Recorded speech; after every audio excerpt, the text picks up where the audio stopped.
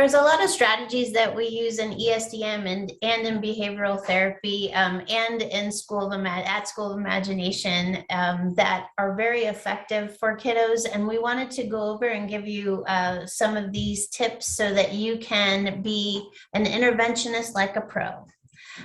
So number one would be to try to remember to remove the word no from your vocabulary. Sometimes children hear the word no and will just discount everything else you say and just ignore you. But instead, we want to see if we can reframe it. So instead of no running, we would say walking feet. Instead of no hitting, we would say gentle hands, and keeping it more of a positive frame over the message, making sure that they hear the whole message. And the important thing is that you say it the same way every time, meaning you always say walking feet, you always say gentle hands, so that the child gets used to that message and can respond to it more quickly. Yeah, I'll just maybe add on to that because I love the the positive statements. Yes. That's one of my favorite strategies. And it's not just because we're, fluffy, fun, positive people. It's also because it's more effective. We are fluffy, fun, positive people, but it's awesome because they're more effective, right? So they did studies where they had a teacher give stop directives. So no running, stop talking, no throwing. And then the next hour they gave start directives. You raise your hand, walking feet, so on and so forth. And the children complied more with those start directives. So they are more effective as well. It's the equivalent of saying, don't think about blue elephants, what popped into your head right now, versus telling what behavior you want to see. And so thank you for letting me add on to that. I like that one. So the next pro tip is praise for the things that you want to see continue. So you might have heard this phrased as, catch your child being good, right? So we're keeping an eye out for those moments. If the child is getting good stuff, if they're getting attention and praise and reinforcement for using an indoor calm voice, then they don't need to yell to get those same reactions, right? To get that attention from you. So catch them being good, find those moments. Sometimes I've heard the parents when we talk to them about catching your child being good or saying, 5 positive things in a day, the children look at their parents like, what's going on? No.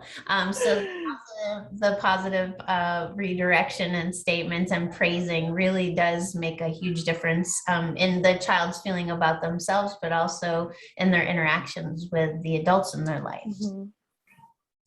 And the next one would be ignoring the behaviors that you do not want to continue. So that's a big part of the classroom work. We have to decide, do we want to fight this battle or do we want to not fight this battle? Is it a big enough battle that it's disrupting the class, disrupting another child?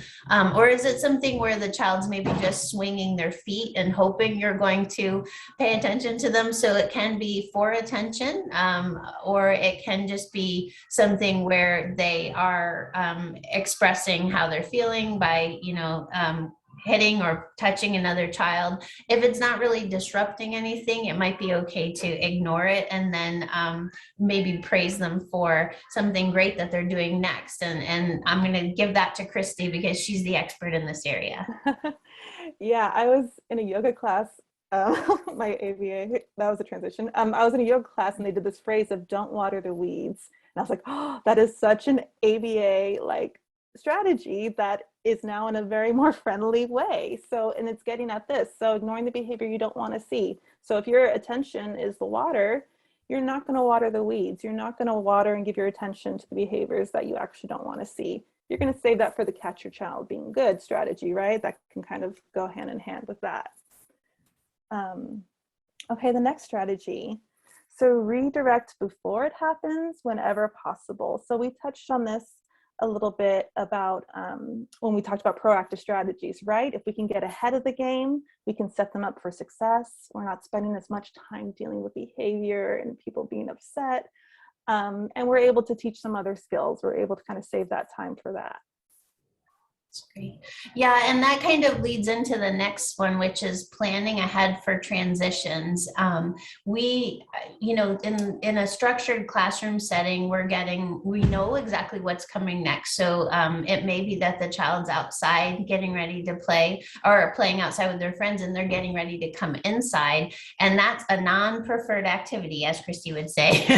So what we want to do is kind of talk about highlighting the next cool thing that's going to happen. So you may say, oh, it's about time to clean up. We're going to go inside and read a story. And so get really excited and become a salesman about what's coming next. And that doing that and warning the child before the transition is going to happen is a really great strategy. So, some children require a few warnings. So it's 5 more minutes to clean up. It's 2 more minutes. It's 1 more minute. And then the sales pitch begins before transition. So then in the school, I know we make a pretty big deal out of transition. So it's 5, 4, 3, 2, 1, and then we sing the cleanup song. So knowing when that's coming and prepping the child ahead of time increases their success during these transitions. Great. Okay, the next strategy, if the child doesn't respond, going up to them, touching their arm, getting the eye contact, and giving the direction again. They might have just been really focused on something really cool, and this was all kind of white noise going around. So taking that extra step, doing that extra effort to make sure that they're hearing your instruction. Yeah, and just remember that if you try to avoid giving a child a directive from across the room. Just think if they're having a hard time when you say their name right next to them and to break their pattern of play, they're going to have an even harder time across the room. And just getting louder doesn't help their receptive language skills. So Johnny doesn't work every time. So going up, touching their arm is really the most effective in order to get them following directions. And then the other part of the play and language development of ESDM is when we're looking at what the child's doing and watching them, we want to narrate the play. So it teaches them the words that go along with the play that they're doing, as well as helps interact. So sometimes I'll just sit next to a child and, oh, there goes the car, it's going down, it's going so fast. And instead of peppering them with questions like, what's happening? What is that? That's more what is that, and having them label items is really something to kind of stay away from unless they're just developing language. You want to really push it to more what is he doing? Oh, he's playing. What's he playing with? He's playing with on the ship, or he's jumping on the trampoline, or really narrating a full sentence model, and hopes that they will imitate. And the more that you can repeat the same model, the better it is. So if you said, oh, he's jumping on the trampoline, and then the child keeps making the figure jump on the trampoline, you say, there he goes again, he's jumping on the trampoline. So it really ingrains that movement and that action with the words that go along with it.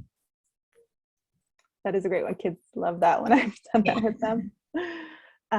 Okay, the next point, reinforcement.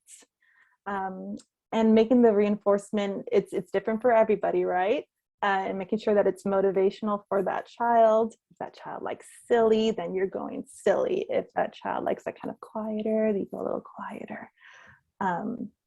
There's a quote, behavior goes where reinforcement flows. So this is the opposite of letting sleeping dogs lie, right? I have a lot of quotes today for some reason.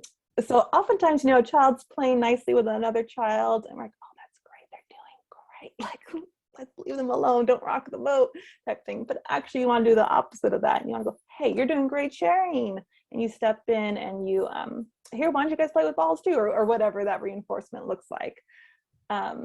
It's your best tool to strengthen new skills and behaviors you want to see more of. You want to make sure that you're getting in there and you're providing reinforcement, praise for those new skills. That's an important one. I've seen like a child, like, we're giving them a directive, make sure that, let's put everything away. And then they put everything away. Yeah. And they're like, look, I did it. And we're like on to the next thing. We forgot Right. enforcement. So we got to remember to. And the last one is to use the classroom routines that happen naturally through the day to really teach the child both how to complete routines independently, different concepts in and out and, up and down.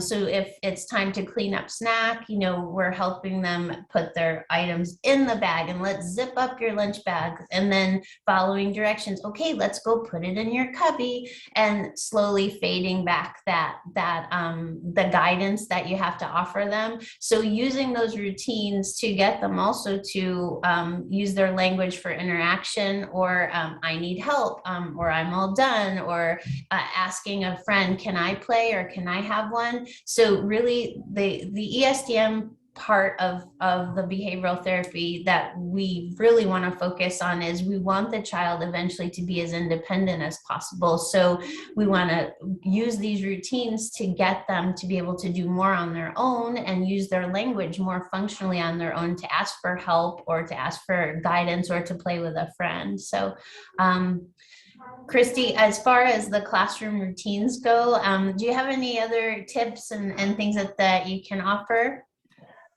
Just that it sounds easier than it actually is to do, right? Like, oh yeah, that's fine. But sometimes, you're cleaning up from snack. Like, oh, you're done with snack. Okay, let me zip that up for you. And here you go, and put it over there. And so actually seeing, can I increase that child's independence with that routine? If I do a gesture prompt instead of actually zipping it for them. It's going to pay off in the longer run of them being more independent, even though in that short term, it seems like it would be easier, faster if you just did it for them. So kind of catching yourself in those moments. That's hard. Basically, you have to slow down and just take it as it comes and take deep breaths, I think.